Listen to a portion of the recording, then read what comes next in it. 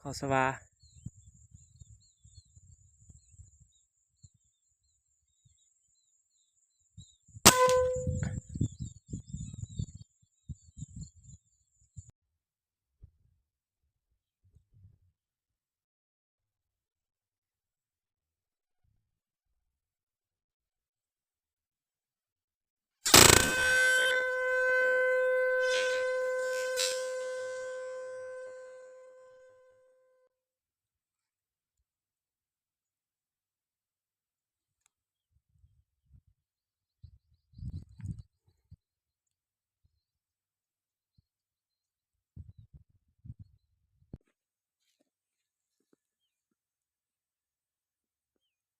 เก็บนก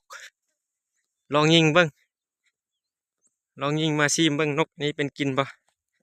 เขาก็ว่าบ่ให้ยิงเด้นกกินหอยนี่ลองยิงมึงได้ตัวหนึงเนาะ ก็จะได้การขอโทษขออภัยเด้อ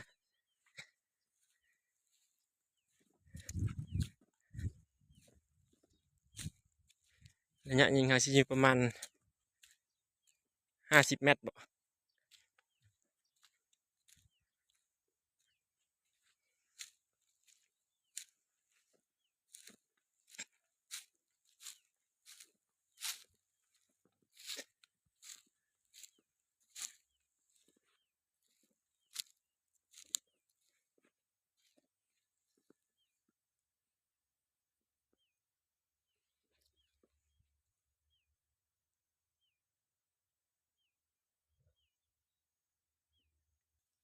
กินหอย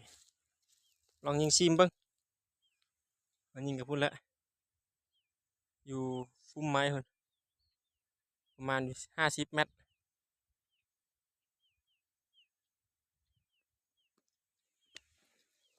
เขาก็บ่ให้ยิงให้แล้วเนาะ